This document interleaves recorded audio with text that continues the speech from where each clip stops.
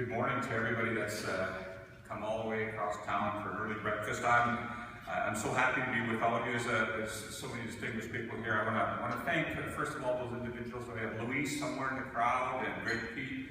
Thank you for the advice that you give the Premier in the province. We have Bill Tapp over here from the Technology Association, and thank you so much for what you do. And there's so many individuals that contribute to this province.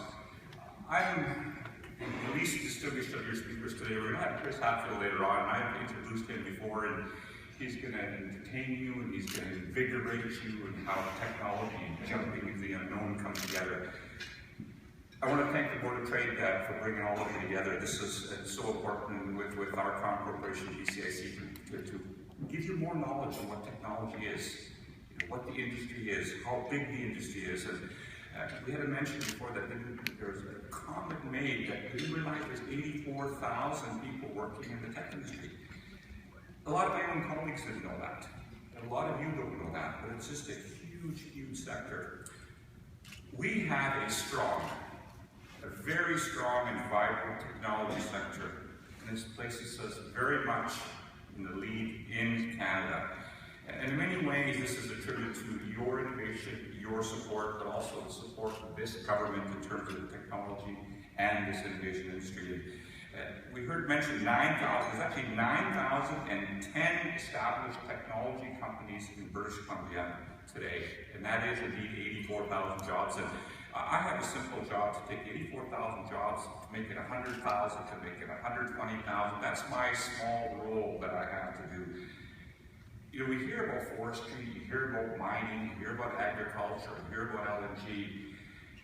Technology is the third largest contributor to British Columbia's gross domestic product. It's huge. It's about 23 billion, that's a lot of zeros. 23 billion in revenue, and 3 billion of that is in exports. So this industry is a major exporter of British Columbia's talent and intellect across the world. And the sector's got a number of different verticals. And as I try to explain to my own colleagues, everything from life sciences, healthcare, cutting edge research in pharmaceuticals, robotics, aging, from agri-foods to clean tech, to gaming, to wireless. Each one is sector in itself. Clean technology, we're going to hear from Clean Technology later on as well from Jonathan Rowe. Now, what's the role of our corporation? You heard about BCIC, British Columbia Innovation Council, and how they and government have helped accelerate the tech industry. I think it's something I've realized in the last 3 months is that we cannot do this alone. As I go around the province and I listen to, you're going to hear these 90-second pitches. I sat in on a whole bunch of pitches. Here's what I find. Technology is it's not Yaletown, it's not only the city of Vancouver, it's all across the province.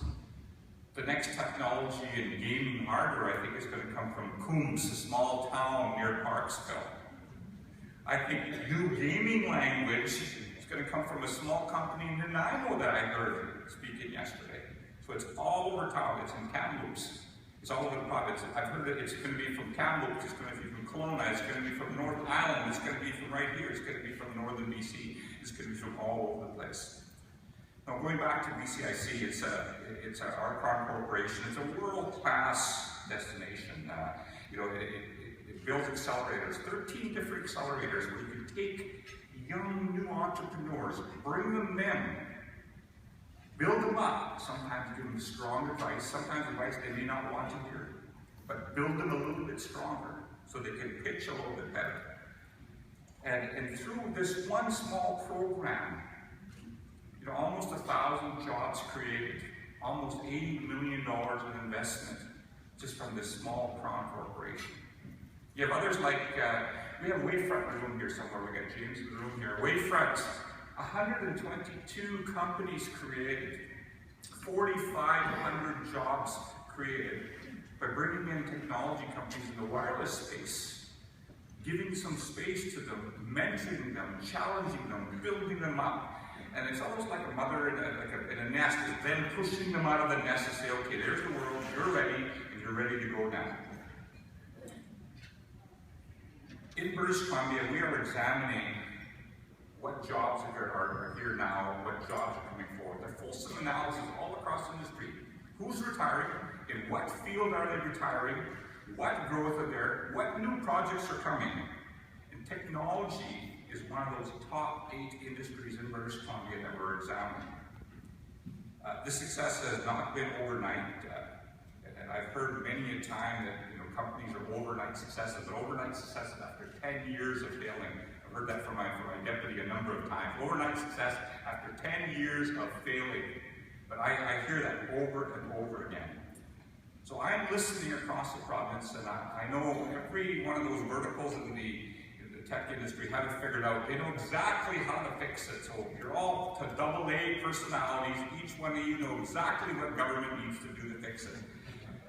But the kind of things we're looking at certainly are those small business venture tax credits. We've increased that by $3 million. I'm trying to convince the federal government to match British Columbia's venture capital tax credit. It's an election year, so we're going to certainly try our darndest in that respect. But it's what can I do, what can government do, that shot in the arm, that little bit of steroids to bring you from here to here.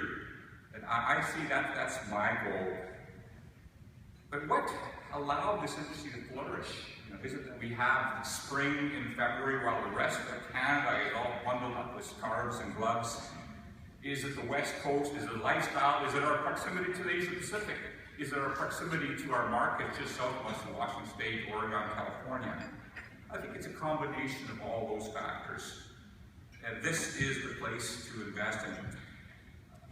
It's not only the small companies, it's the titans that are competing on a global stage. You're going to talk to some of them. It's the Electronic Arts, it's the Hootsuites of the world, it's the Sierra Wireless, life sciences, it's Boreal, it's Equinox, it's a whole bunch, it's the space industries.